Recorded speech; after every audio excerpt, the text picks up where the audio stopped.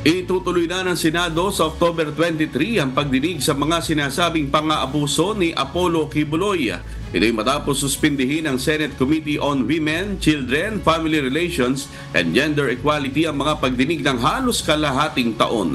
Ayon kay Committee Chairperson Senator Risa Ontiveros, hihilingin nila ang permiso ng Korte upang mapadalo sa Senate hearing ang naturang religious group leader.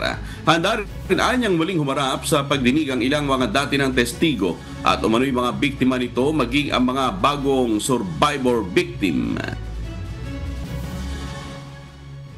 Susulat po ulit ang komite sa korte para tulad ng sa ibang mga resource persons na nasa kustodiya ng korte o di kaya ng law enforcement ay mahingi yung permiso nila na padaluhin siya rito sa hearing.